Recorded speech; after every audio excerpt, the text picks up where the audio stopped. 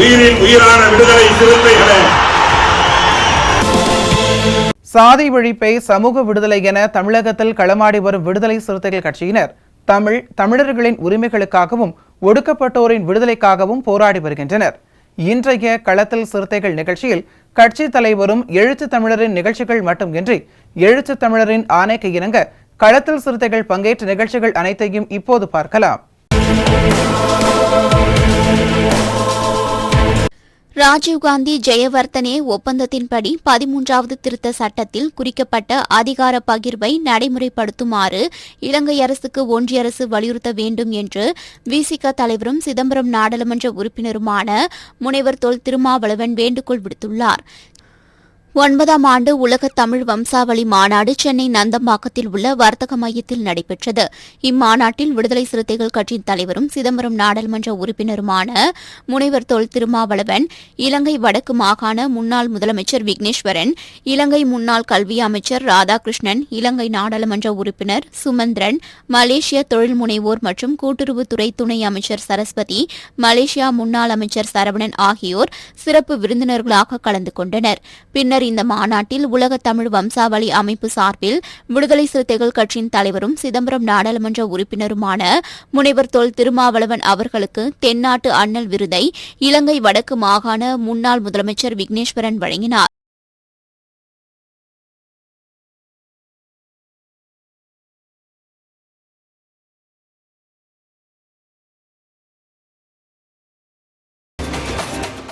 பின்னர் இவ்விழாவில் பேசிய விடுதலை சிறுத்தைகள் கட்சியின் தலைவரும் சிதம்பரம் நாடாளுமன்ற உறுப்பினருமான முனைவர் தொல் திருமாவளவன், இலங்கை ஆட்சியாளர்களின் தவறான அரசியல் கொள்கைகளால் தான் அந்த நாடு இன்று பெரும் நெருக்கடியை சந்தித்து வருவதாகவும், ஒரே நாடு ஒரே மதம் என்ற அவர்களின் சிங்கள பேரினவாத கொள்கைதான் அவர்களின் பொருளாதார சரிவிற்கு காரணம் என்றும் தெரிவித்தார். இந்நிலை இந்தியாவில் தொடர்ந்தால் இலங்கையில் ராஜபக்சே குடும்பத்திற்கு நிகழ்ந்தது இங்கேயும் கண்டிப்பாக நடைபெறும் என்றும் விடுதலை சிறுத்தைகள் கட்சியின் தலைவரும் சிதம்பரம் நாடாளுமன்ற உறுப்பினருமான முனைவர் தொல் திருமாவளவன் எச்சரிக்கை விடுத்தார். தமிழீழம் இன்றைக்கு எத்தகைய நெருக்கடிகளை எல்லாம் சந்தித்துக் கொண்டிருக்கிறது, தமிழ் சொந்தங்கள் எத்தகைய இக்கட்டுகளை எல்லாம் சந்தித்துக் கொண்டிருக்கிறார்கள் என்பதை ஓரளவுக்கு நாம் அறிந்திருக்கிறோம். நம்முடைய ஐயா விக்னேஸ்வர் அவர்கள் இங்கே தமிழ் சொந்தங்கள் சந்தித்துக் கொண்டிருக்கிற பொருளாதார நெருக்கடியில் இருந்து எவ்வாறு மீள முடியும் என்பது குறித்து உரையாற்றினார். பொருளாதாரத்திலிருந்து தமிழீழத்து சொந்தங்கள் தனியே மீண்டுவிட முடியாது. அது ஒட்டுமொத்த இலங்கை தீவின் பொருளாதாரத்தோடு தொடர்புடையது, பொருளாதார கொள்கையோடு தொடர்புடையது. இலங்கை தீவே இன்றைக்கு அந்த நெருக்கடியில் சிக்கி இருக்கிறது. உலக நாடுகள், இந்தியா உட்பட ஒரு சில நாடுகள் உதவ முன்வந்திருக்கின்றன. ஆண்டவர்கள் ஆட்சி அதிகார பீடத்தில் அமர்ந்து கொட்டமடித்தவர்கள் பின்னங்கால் பிடரியில் அடிபட புறமுதுகிட்டு ஓடக்கூடிய அளவுக்கு அவர்களை தூக்கி தோளில் வைத்து கொண்டாடிய சிங்களத்து மக்களே எதிர்த்து போராடக்கூடிய நிலை, அந்த மண்ணிலிருந்து அவர்களை விரட்டி அடிப்பதற்கான ஒரு நிலை அங்கே ஏற்பட்டதற்கு பொருளாதார சரிவும் முதன்மையான ஒரு காரணம். அங்கே பொருளாதார சரிவு ஏற்படுவதற்கு அவர்களின் தவறான அரசியல் கொள்கைகள் என்பதை நாம் அறிவோம், அனைவரும் அறிந்த உண்மை அது. இன்றைக்கு இந்திய மண்ணிலே எப்படி ஒரே தேசம் ஒரே கலாச்சாரம் என்று சிலர் முழங்குகிறார்களோ, ஒரே தேசம் ஒரே மதம், ஒரே தேசம் ஒரே மொழி, ஒரே தேசம் ஒரே ஆட்சி என்கிற அரசியலை முன்னெடுக்கிறார்களோ, அதைத்தான் பல பத்தாண்டுகளாக சிங்கள பௌத்த பேரினவாதிகள் கையில் எடுத்தார்கள். அவர்களுடைய கொள்கை முழக்கமும் அரசியல் நிலைப்பாடுகளும் இந்த அடிப்படையில் தான் தொடங்கியது.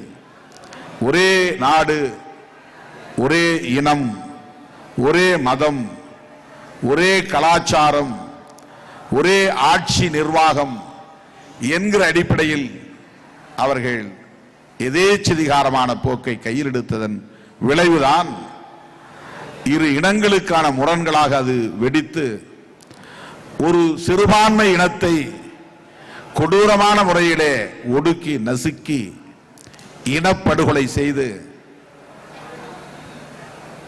பேரவலத்தை நிகழ்த்தினார்கள். ஆகவே அவருடைய அரசியல் கொள்கை என்பது எதேச்சதிகாரமான போக்காக இருந்தது. நாடு விடுதலை அடைந்த காலத்திலிருந்தே ஒரே இனம், ஒரே மதம், ஒரே கொள்கை, ஒரே ஆட்சி நிர்வாகம் என்கிற அந்த போக்குதான் அவர்கள் உருவாக்கி கொண்ட அரசியலமைப்பு சட்டம் ஒரு குறிப்பிட்ட இனத்திற்கான இனவாத கொள்கையை கொண்ட சட்டமாக அது அமைந்தது. இந்தியாவிலே அப்படி போய்விடக்கூடாது என்பதற்காகத்தான் மதசார்பற்ற அரசமைப்பை வலியுறுத்தக்கூடிய ஒரு அரசமைப்பு சட்டத்தை புரட்சியாளர் அம்பேத்கர் வரையறுத்து தந்தார். இந்தியாவின் அரசமைப்பு சட்டத்தை எழுதக்கூடிய வாய்ப்பு புரட்சியாளர் அம்பேத்கருக்கு கிடைக்காமல் வேறு யாருக்கு கிடைத்திருந்தாலும் இலங்கையிலே உருவான அரசமைப்பு சட்டத்தை போல்தான் இந்தியாவிலும் உருவாகி இருக்கும்.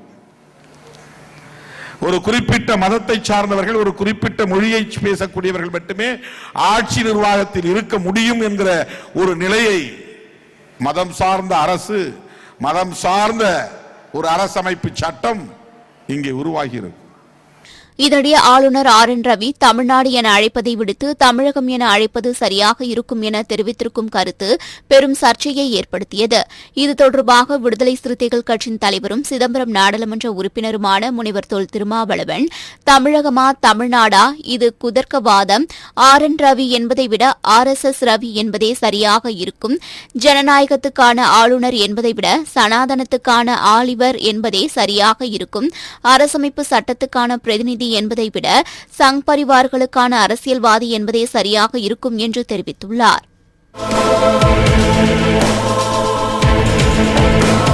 திருவள்ளூரை அடுத்த திருப்பாச்சூரில் வசித்து வருபவர் விடுதலை சிறுத்தைகள் கட்சியின் வழக்கறிஞர் பிரிவை சேர்ந்தவர் வழக்கறிஞர் ஐசக். இவர் மீது சிலர் அவதூறு பரப்பி தாலுகா காவல் நிலையத்தில் பொய் புகார் அளித்துள்ளதாக கூறப்படுகிறது. இந்நிலையில் தன் மீது அளிக்கப்பட்டுள்ள புகார் பொய் புகார் என்றும் பொய் புகார் அளித்தவர்கள் மீது நடவடிக்கை எடுக்க வேண்டும் என்றும் திருவள்ளூர் மாவட்ட காவல் கண்காணிப்பாளர் அலுவலகத்தில் வழக்கறிஞர் ஐசக் புகார் மனு அளித்தார். என்னோட பேர் வந்து ஐசக். நான் வழக்கறிஞராக இருக்கு. திருப்பாச்சூர் பைபாஸ்ல என்னோட அலுவலகம் இருக்கு, வழக்கறிஞர் அலுவலகம் இருக்கு. அதை ஒட்டி ஒரு 2 தெரு தள்ளி என்னோட வீடு இருக்கு. 2 நாளைக்கு முன்னாடி சமூக வலைதளத்துல வந்து என்னை பத்தி தவறான ஒரு வீடியோ போயிட்டே இருந்தது. சில சேனலும் அதை பத்தி போட்டிருந்தாங்க. அதை பத்தி விளக்கம் கொடுக்கறதுக்காக தான் இன்னைக்கு நான் உங்களை மீட் பண்ணிருக்கேன். திருப்பதி போற தேசிய நெடுஞ்சாலையில மரியா ஜார்ஜ் என்றவங்க வந்து சிக்கன் சூப் கடை வச்சு நடத்துறாங்க. சிக்கன் பக்கோடா, சிக்கன் சூப் நடத்துறாங்க. குடிச்சிக்கிட்டு அங்கே சிக்கன் சூப் வாங்கிட்டு அந்த வழியிலேயே உட்காந்துக்கிட்டு ரோடு போக்குவரத்து இடையூறாக இருந்தாங்க. தொடர்ந்து இந்த பிரச்சனை இருந்ததுனால நான் ஒரு 5 மாதத்துக்கு முன்னாடி வந்து தாலுகா காவல் நிலையத்தில் புகார் அளிக்கிறேன். இது மாதிரி போக்குவரத்து இடைஞ்சலா இருக்கு, என்னோட கார் உள்ள போக முடியல, வர முடியல, கிளைண்ட் யாரும் உள்ள வரத்துக்கு அலோவ் பண்ண மாட்டாங்க, எப்பவுமே குடிச்சிட்டு கலாட்டா பண்றாங்க, அந்த கடையை வந்து தேசிய நெடுஞ்சாலை ஆக்கிரமிப்பு பண்ணி வச்சிருக்கிறதுனால எடுக்கணும், அவங்க மேல என்ன மிரட்டுறதுனால அவங்க மேல நடவடிக்கை எடுக்கணும் அப்படின்னு சொல்லி புகார் அளிக்கிறேன். அவங்க கத்திலாம் காட்டி மிரட்டுற ஒரு வீடியோ ஃபுட்டேஜையும் தாலுகா காவல் நிலையத்தில் கொடுக்குறேன்.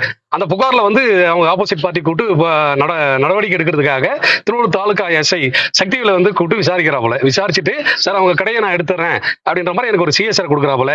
கடை எடுத்தா போதுமானாப்புல கடை எடுத்தா போதும் சார், அவங்களும் பொழைக்கிட்டோம், அவங்க மேல FIRலாம் வேணான்னு நாங்கள் தான் கொஞ்சம் அவாய்ட் பண்ணிக்கிட்டோம்.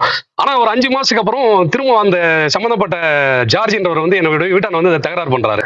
அந்த ஃபுட்டேஜ் எடுத்துட்டு போய் தாலுகா காவல் நிலையத்தில் கொடுக்குறோம். இது மாதிரி வந்து என்ன புகார் வாபஸ் வாங்க சொல்ற போல, எனக்கு புகார் முக்கியம் கிடையாதுங்க, அந்த கடை எடுத்தாலே போதும், அந்த கடை இருக்கிறதுனால தான் இவ்வளவு தொல்லைன்னு அவங்க கடை நான் திரும்ப தாலுகா ஸ்டேஷன்ல சொல்லிட்டு வரேன். நேஷனல் ஹைவேல ஒரு மனு கொடுத்திருந்தோம். மனு கொடுத்து இந்த கடை எடுக்கணும்ன்ற மாதிரி மனு கொடுத்திருந்தோம்.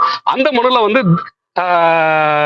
தேசிய நெடுஞ்சாலை இருக்க கடையை அப்புறப்படுத்தணும்னு தேசிய ஆணையம் வந்து அவங்களுக்காக நோட்டீஸ் கொடுத்துருந்தது. இந்த நோட்டீஸ் அவங்க கையில கிடைச்ச உடனேவே அன்னைக்கு ஈவினிங்கே ஒரு 4:30 மணிக்கு என்னோட குழந்தைகளை கூட்டிட்டு நான் வரும்போது என்ன அடிக்கணும்ன்றது ஒரு பிளான், என்னை தாக்கி கொலை பண்ற ஒரு மோட்டிவ்ல வந்து என்னோட காரை தடுக்கிறாங்க.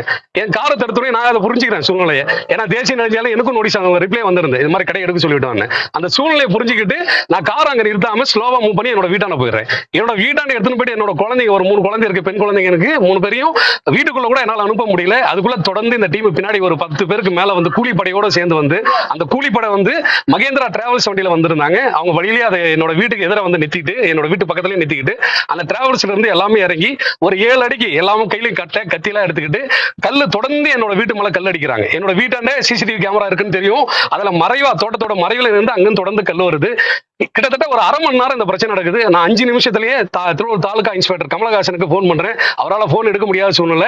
உடனே 100க்கு போன் அடிச்சு நான் தகவல் கொடுத்துறேன். இது மாதிரி சம்பவம் நடக்குது, நான் வந்து தேசிய நெடுஞ்சாலை கம்ப்ளைண்ட் கொடுத்துருந்தேன், தாலுகா காவலத்தில் புகார் கொடுத்துருந்தேன். இதெல்லாம் மனசுல வச்சுட்டு நீங்க என்ன கொலை பண்றதுக்கு கூலிப்படையோட வந்திருக்காங்கன்னு தகவல் கொடுக்குறேன். ½ மணி நேரம் எந்த ஒரு போலீஸாரும் அங்க வர முடியாத சூழ்நிலை என்ன தற்காத்துக்கிறதுக்காக, நான் தற்காத்துக்கலன்னா என்ன வீட்டுல வந்து என்ன வெட்டி போட்டிருப்பாங்க, என் குழந்தைங்களை கொலை பண்ணிருப்பாங்க. அந்த அளவுக்கு எல்லாம் ஒரு மோட்டிவோட இருந்தாங்க.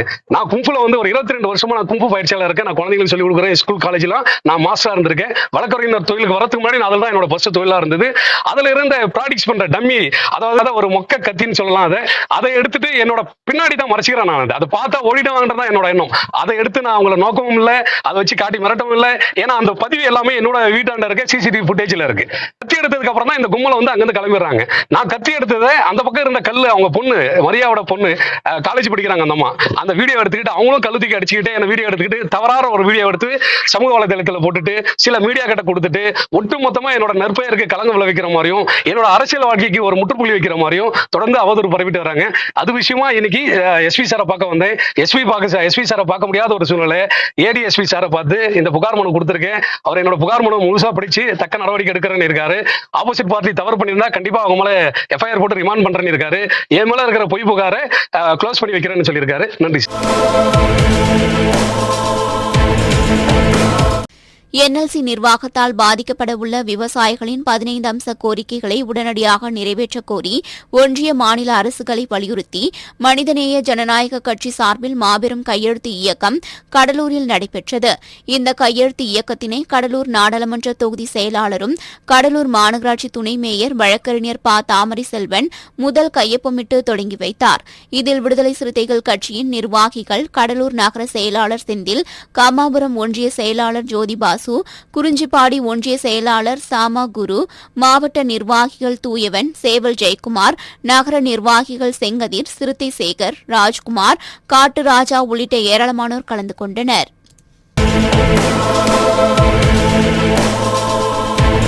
இன்றைய களத்தல் சிறுத்தைகள் நிகழ்ச்சியில் விடுதலை சிறுத்தைகள் கட்சியினர் நிகழ்ச்சிகள் அனைத்தையும் பார்த்தோம்.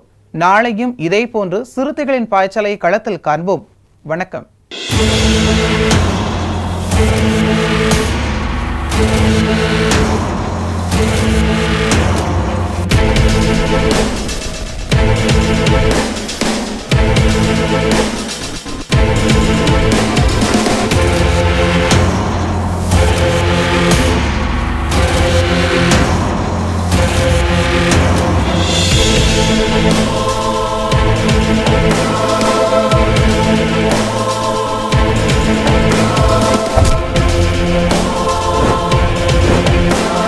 உயிரின் உயிரான விடுதலை சிறுத்தைகளே,